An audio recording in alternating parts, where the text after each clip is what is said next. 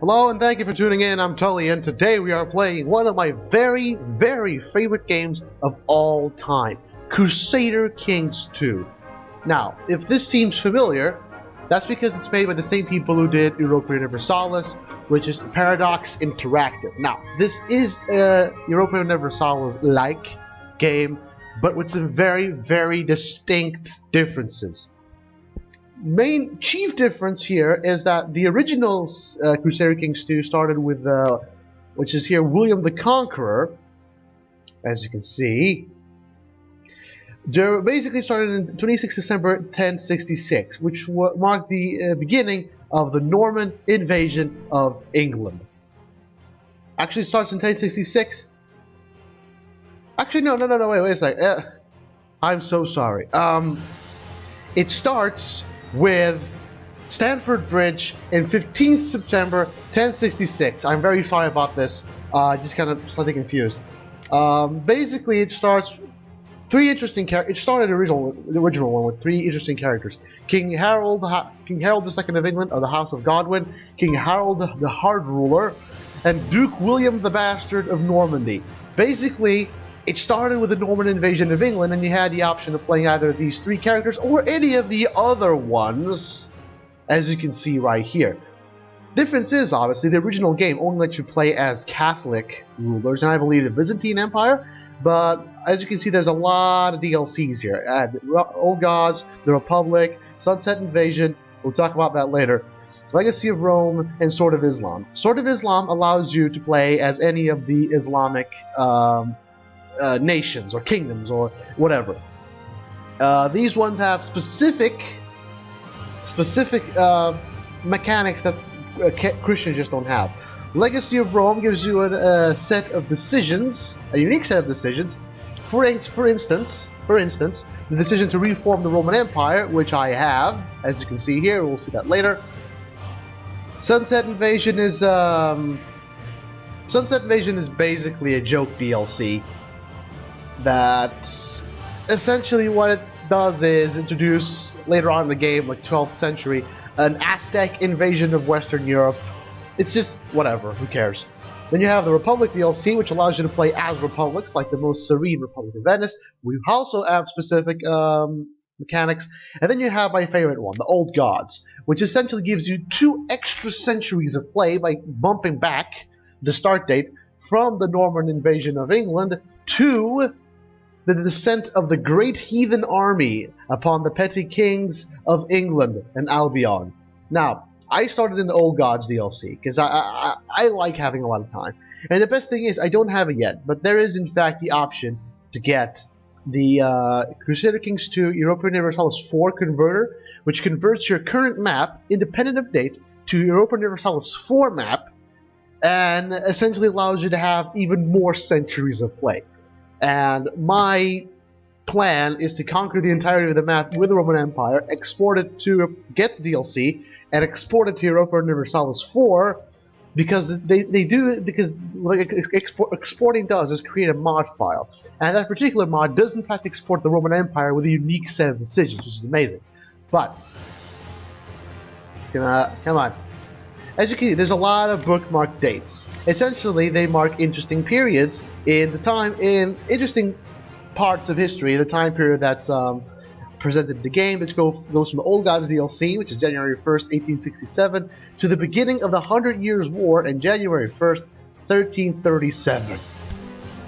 As you can see, the Valois, Plantagenet, we'll talk about it later. As you can see, if you go to the 100 Years' War, you can see very, very interesting similarities with, the Europa Universalis 3 map. You see Castile, you see Granada, you see Aragon, Portugal, France, you see Brittany, England, you see the Holy Roman Empire, basically the entirety of Italy being divided in several states, the Byzantine Empire being a little bastard here, and the Ottomans making their first appearance. But what we're going to do is, come on, Roman Empire. I'm going to show you exactly. I'm going to start with the Old Gods DLC and show you all the thingies. There you go. Basileus the First of Byzantine Empire. Now, what's the options? Now, one of the good things that you have is the DLC is the ruler designer. Basically allows you to design your ruler as you see it fit. And the best thing is, here in the attributes section, right, you can increase them or decrease them at the cost of age. But that's just something you can see if you want to. Okay, there we go. This is interesting characters here. King Ivar the Boneless, King Halfdan Whiteshirt, King Rurik of Holmgatra, King Ethel, whatever the hell. A lot of these characters are basically the intervenients in the Great Heathen Army invasion of England. And then you have the Caliph of the Abbasid Empire, which is here you see here, yada yada yada, blah blah blah. And then you have King Charles the Bald, which is part of the Carolingian dynasty, King of West Francia. But what we want to do is Macedon, rulers of the Byzantine Empire.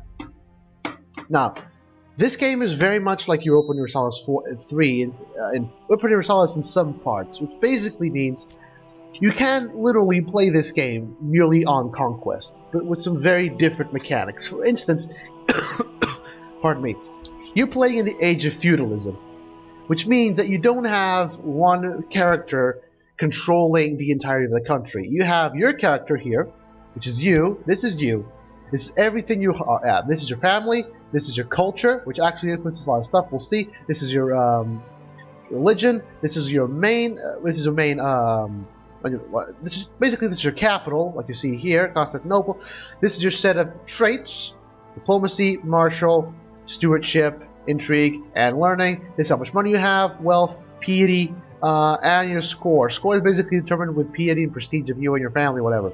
And you have your special traits right here. You gain and lose these depending on random events. They give you bonuses or not. And this is your heir. Basically how this works is you have one character, and this is important. This is your demesne size. This thing indicates how many provinces you can have under your control. So instead of having your entire country under your control, which leads to very bad taxation and people being pissed at you, what you do have is a series of feudal lords, vassals. For instance, this is the Duke of Epirus, controls the Duchy of Epirus. This is the Count of Dyrrhachion, he controls Dyrrhachion, and so forth and so forth. There are several stages to this. There are counts, which hold one or a few more counties, which are these small provinces here. There are dukes, who control a very large segment called the duchy. There are kings, which control, kingdoms. And then there are emperors. Basically, every single one of these, well, below counts, there are actually barons that control specific cities, like the ones you see here, in Xanthea or Clark, whatever the hell. But you can only the lowest you can play are counts. Basically, what happens is you can have vassals below your station. For instance, counts can't have vassals, but duchies can have counts as vassals, kings can have dukes as vassals, and emperors, such as myself, can have kings as vassals, which is the amazing part. It essentially helps you have better organization, and that, in fact, leads on to army, because you don't have a standing army like in the Europa Universalis games. What you do have is levies. If you raise your vassal levies, you can see here a list of every single thing you can get, and in addition to your personal levies. You can raise these, and every single one of your feudal lords will contribute with a few of their troops. What that means is you can then get those troops together and go to war. Basically, you can't have a standing army without pissing off your feudal lords because they don't like having their troops already in the field day in. Now, interesting part. There's religion. Couple of things you need to know about religion in this game. First of all, it actually is important. There are several main religions here, especially the ones that get introduced with the Old Gods DLC. You have Suomenusko, as you can see here. Basically, it's a pagan religion. You got the pagan religions, which is the Suomenusko religion. The ones in Finnish and early the Russian state. Slavic, pagan. You have Norse pagan, the one with Thor, I don't know what the hell. You have good old Catholic, Orthodox, Sunni, a very small Zoroastrian. Then you have Miaphysite Christianity, who has the Coptic Pope. And then you have Tengri, basically religion of the plains, like Mongols and stuff like that. Now, things to keep into consideration.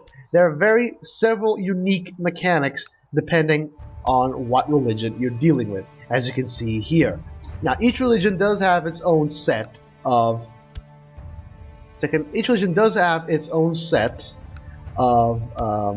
you know, heresies. Basically, what the heresies do is, you know, they're heresies, and they pretty much change from religion to religion. And you can see here, yada yada yada. You can read this later. What essentially this means is, with the main religions, Catholic, Orthodox, and Sunni, Orthodox Christians and Catholic Christians pretty much hate one another. But if you're Orthodox, you have the option of mending the Great Schism. The Great Schism pretty much saw the Christianity divided into two. The Catholics on one side and the Orthodox on another. There's a lot of political complications that goes with the Byzantine Empire and the Holy Roman Empire, yada yada yada. What you have to do to mend the Great Schism is very simple. Capture the holy sites of Christianity.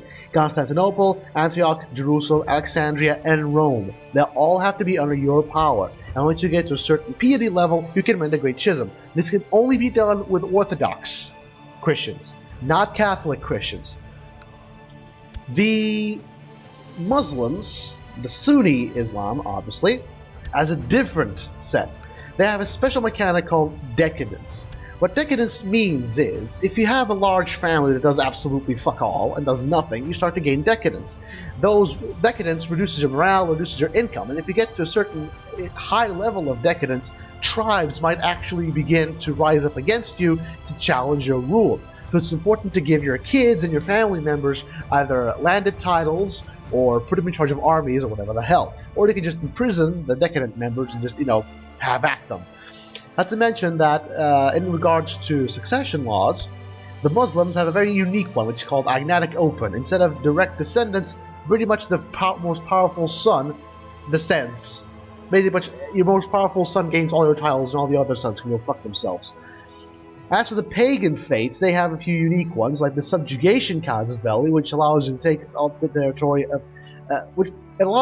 territory of specific any other pagan lord, although you can only use that once every 10 years. And then you have a whole set of differences, like you can actually reform for instance, you can reform the Norse faith if you have only sites, like this one here, something like that. If you have specific only sites, you can reform the Norse faith, and it is no longer pagan. It counts as a mainstream religion. But enough of that. Next part. Your council. You have several people on your council to help you rule your country. You have your chancellor, you have your... This is the Latin/Greek translation. You have your magistros, strategos, sacrarios, mysticos, and ecclesiarch. This guy is your spy master, this guy is your state steward, this guy is your military guy, this guy up here is the chancellor guy, and this guy down here is the main religion guy. Now, keep in mind that in the Orthodox faith, you have the patriarchs. Every country has a patriarch, which is called the autocephalous patriarch. And then you have the ecumenical patriarch, which is the patriarch in Constantinople, was pretty much basically the biggest patriarch of them all. Then you have the pentarchs, which are patriarchs. Then you have the pentarchy, which is the patriarchs of Constantinople, Rome, Alexandria, Jerusalem, and Antioch. When you restore the pentarchy, then you can mend the Great Schism. This is for Orthodox only. So don't get any ideas. Now, each of these guys can help you in a whole set of new things. This guy can help you with military research and do revolts. This guy can help you with relations with other countries, or he can actually make other feudal lords rebel so you can take them. This one helps your economy. The spy master helps you against people trying to kill you. And the religious guy is a religious guy. Now, what happens during this game is you have heirs. You don't just automatically keep playing with the same country. There is, in fact, a very high possibility that you will lose everything you have if you don't have an heir, which is why you have succession laws. Basically, succession laws dictate who inherits. Males, females, males or females, males and females. Then you have the succession. These are the gender laws. You have the succession laws. Basically, does the older child inherit? Does the younger child inherit? Does the older member of the dynasty inherit? So forth and so forth. And then you have the crown laws, levies, taxation, and crown authority. Next, technology. This seems very complicated, but it isn't. Basically, you slowly produce technology points, and you invest them in whatever you want for large bonuses. And you can see here what they do have you. And you have the military tab, the same thing you do for the same thing you have for your levies, you have for your fleets. Anything I like, the retinues. Retinues are permanent troops which you can have. One thing you can't do with levies, for instance, you can't raise your levies and declare war. It doesn't work. The game makes you declare war, then raise levies. However, retinues bypass that. You can have retinues are very much your standing army. Once you get them to a certain point, they become nearly unstoppable. For instance, those levies depend on your culture. For instance, Greek cultured characters get the cataphract unit, which involves heavy cavalry and horse archers. With my Rome game, I have about 12,000 of them in a unit. They can pretty much take on whole countries and win with minor casualties. That's how powerful they are. Then you have mercenaries, which you don't hire like in Open Universalis 3 or 4. What you do here is you pay a certain amount to hire the whole group at once. There's a number of troops here, and then you pay X a month to keep them. And you have holy orders. Holy orders can only be used in holy wars against the infidel, like the Knights of St. John or the Knights Hospitalier, the Teutonic Order, so forth and so forth. Then you have the intrigue. This is the best part of all. Threats to your regime, prisoners you have, known plots. People will plot. Every single character in this game, from the mightiest emperor to the lowliest count, and even to the barons, and even to courtiers, like in your court, people who have no titles, they will plot and scheme and do everything they want, and everything they can do to get what they want. And your spy master, or here Mysticos, is very important because it allows you to see what kind of plots are currently going on. Not to mention, you can start your very own plot depending on a number of factors, which I don't really understand. You can kill things, you can kill guys, you can kill people, you can revoke their titles, you can do a whole host of things. Then you have the decisions. Some of them are always there, like these ones hold the grand tournament to increase your relations, invite nobles. Basically, this gives you a noble, this gives you a holy man, this gives you a lady. Then you have the feast, summer fair, grand hunt, and then you have specific ones like the organized Varangian Guard, actually existed in real life. You can go and check it. You can restore the Roman Empire if you have this entire set of things. Yada yada yada. Factions. Your vassals can create factions to get what they want done. Basically, imagine you're a vassal. You can actually play as vassals. I could play as like a count in the Byzantine Empire. And I could start a faction saying, I want to be independent, or I want lower crown authority, or I want a certain guy to be the emperor of the Holy Roman Empire, the Byzantine Empire, and then I just try to invite people into my faction to get what I want done. If you're the ruler, you have to deal with the factions yourself, which is kind of terrible. Then you have the actual realm. This is the list of everything you have. Duchies, counties, yada yada yada. This is pretty much your whatchamacallit. This is pretty much just a small review of everything you have. Then there's there's what you have up top. You can press the juridical claims, which means that the Theodosiopolis is by law belongs by law to you, and you can force your claim on it. You can have ambitions for each character, depending on what you've already completed and what you have already not completed. This pretty much tells you what happens if you're going to lose a title. For instance, I have two sons, and my laws are agnatic cavalcai, which means that my oldest son is going to get the main title, which is Constantinople and a couple of counties, and then my younger son gets the duchy, the county of Adrianopolis and Philippopolis. And then you can do an amazing thing. You can go and create titles. If you have the proper culture, or the proper set of circumstances, and all the territory necessary, you can create titles, you can create kingdoms, you can create duchies, you can create counties, you can create everything. It's amazing. It is an amazing game, and I'm just going to show you how my Rome game is.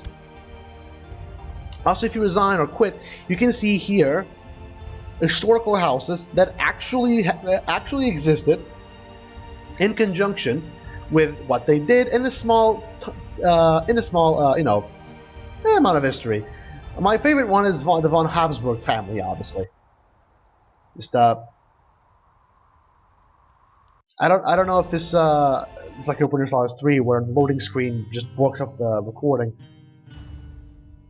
For instance, if you go to Stamford Bridge and you go all the way here to Argyle, notice who's here.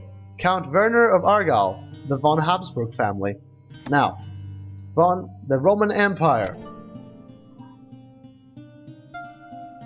Oh, wait, there you go.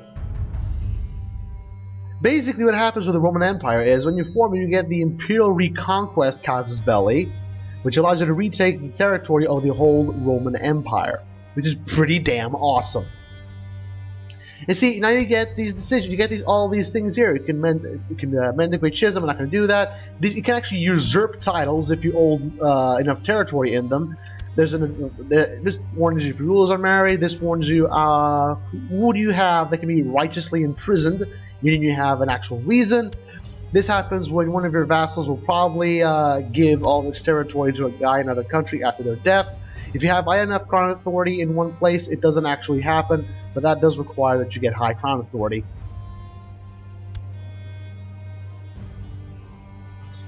Jeez, oh, Jesus, my guy's 53, 80. Jesus Christ. Okay. This is an alert in case you want a faction gets too powerful. Like here, the Independence faction, which will be your greatest enemy ever. And then you have the, it took some casualties. Actually, it did take some casualties because I made an invasion. I started an invasion that went all the way from Rome to Bavaria. But pretty much here you go. Just get here. And you just keep getting more and more retinues. And since the cataphract is amazing, it's amazing. For instance, I can go here. Keep in mind that wars aren't fought with countries, but with characters.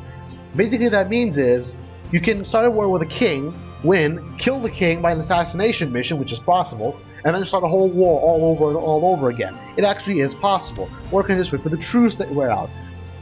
It does, as you can see, truce breaking does have its penalties, even against pagans and heathens. But that's the point. You're not fighting against countries. You're not playing as a country. You're playing as a character, as a person. As you can see here, you can actually press a whole amount of claims relating to people. For instance, if one of your vassals has a claim on a particular part of a country, then you can press that claim, and that vassal will end up with that territory. In turn, it will be controlled by you. Or you can use special ones. For instance, you can have the Imperial Conquest, which allows you to go to the duchy level and take a large part. Or if you're fighting against heathens, or in this case, Muslims, which are, whatchamacallit. Yeah, heathens. Yeah. Who's the ruler of the Abbasids, by the way? There you go, the Caliph. You can declare war, holy war. Holy war means that any rulers of the same faith near the person you attack can join the war against you, obviously, unfortunately. But if you win the war, you get shit tons of prestige and piety. Not to mention that the territory you took will be completely owned by you, meaning you can just give them to whoever the hell you want, because it actually is necessary for you to have a very strict control over who controls what. That was Crusader Kings 2, a very, very light presentation. If you want to do a series on this, just say so, because I really love this game. I would really love to show you how to play this game. So thank you for tuning in. Please stay tuned in to the next video. Goodbye.